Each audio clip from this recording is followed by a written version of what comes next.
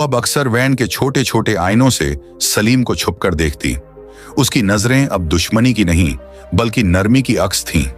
दूसरी तरफ सलीम को तो खबर ही न थी कि आरती के दिल में कौन से नए ख्वाब जन्म ले रहे हैं।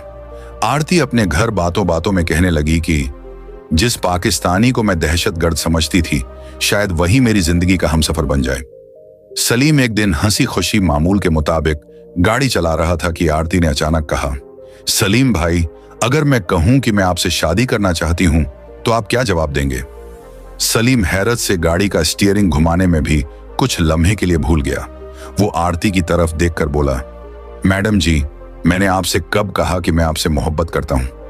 आरती शर्माते हुए मुस्कुरा दी और बोली, तुमने फूल दिया था, तुमने कार्ड दिया था जिस पर आई लव यू लिखा हुआ था, और मैं तो कब से तुम्हारे लिए सपने बुन रही हूं।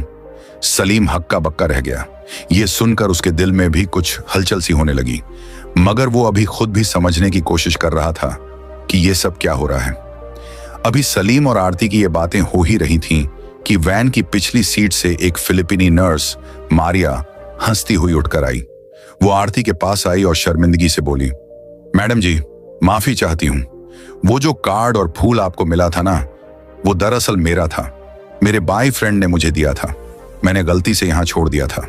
आपने समझा शायद सलीम भाई ने रखा हो। यह सुनते ही पूरी गाड़ी में एक अजीब सी खामोशी छा गई।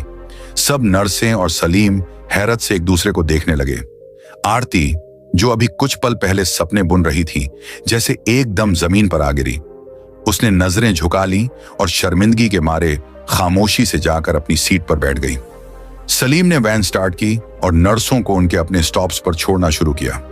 जब तक लगभग सब नर्सें उतर चुकी तो सिर्फ 3 लोग वैन में रह गए, सलीम, आरती और मारिया।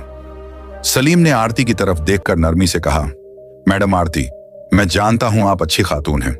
आपके लिए मेरे दिल में बहुत इज्जत है, लेकिन सच्चाई यह है कि मैंने आपको कभी भी उन जज्बातों से नहीं देखा जिनकी आपने अभी बात की। मैं एक पाकिस्तानी हूं और आप एक इंडियन। आपने खुद भी देखा होगा कि हमारे देशों के बीच कैसी दूरियां हैं। आरती खामोशी से सलीम की बातें सुन रही थी, जैसे हर शब्द उसके दिल पर उतर रहा हो। सलीम ने और कहा, आप इंडिया में रहती हैं, मैं पाकिस्तान में। आप खुद बताइए, यह कैसे मुमकिन होगा कि हम दोनों इकट्ठे हो सकें? कुछ पल की खामोशी के बाद आरती ने धीमी आवाज में कहा, सलीम, अगर दिल सच्चा हो तो फासले कोई मायने नहीं रखते। तुम्हारे लिए मैं दुनिया के किसी भी कोने में जा सकती हूं। सलीम उसकी आंखों में देखकर हैरान रह गया। उसके अंदर एक अजीब सी कशमकश चल रही थी। रोजाना की मुलाकातों और सफर में सलीम जान चुका था कि आरती